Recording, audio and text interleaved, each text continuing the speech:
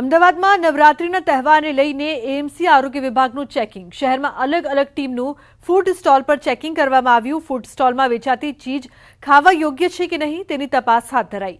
ખાદ્ય ચીજોના સેમ્પલ લઈને લેબ તપાસ માટે મોકલવામાં આવશે।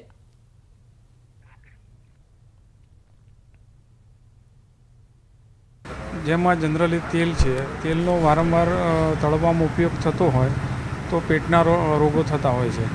તો અમે ટીપીસી મશીન લઈ અને એનો ટોટલ પોલર કમ્પાઉન્ડ માપીએ છીએ। જો 25થી વધારે મળે તો તે દુકાન સીલ મારીએ છીએ અથવા એની સામે દંડનીય કાર્યવાહી કરવામાં આવે છે। નવરાત્રિનો તહેવાર ચાલી રહ્યો છે ત્યારે આરોગ્ય વિભાગ જે છે અમદાવાદ મ્યુનિસિપલ કોર્પોરેશનનું કે જે ખાદ્ય ચીજોની વેચાણ કરતા હોય તેવા વેપારીઓને ત્યાં જે છે તે તપાસ હાથ ધરી છે। આપ જોઈ શકો છો કે આરોગ્યની ટીમ જે છે તે અલગ અલગ જે ફૂડ સ્ટોલ પર જે છે ચેકિંગ કરી રહી છે અને ખાસ કરીને જે બ્રેડની જે ચીજ વસ્તુઓ જે વેચવામાં આવે છે તો તે આરોગ્યપ્રદ છે કે કેમ તેની તપાસ કરવામાં આવી રહી છે। સાથે સાથે જે તેલનો ઉપયોગ કરવામાં આવે છે તો તેલનો જ્યારે વારંવાર ઉપયોગ થતો હોય અને બળેલું જે તેલનો ઉપયોગ થતો હોય તો તેના કારણે જે લોકો જે છે કે તેના સ્વાસ્થ્યને અસર થતી હોય છે। ત્યારે હાલ આ તમામ ચીજ વસ્તુઓનું ચેકિંગ જે છે તે આરોગ્ય વિભાગની ટીમ કરી રહી છે અને સેમ્પલ પણ કલેક્શન કરવામાં આવશે તેવી પણ હાલ વિગતો જોવા મળી રહી છે। કેમેરામેન પંકજ મકવાણા સાથે સંજય ટાંક, ન્યૂઝ 18 ગુજરાતી, અમદાવાદ। તો હવે વાત કરીશું આસ્થા પર અધર્મની।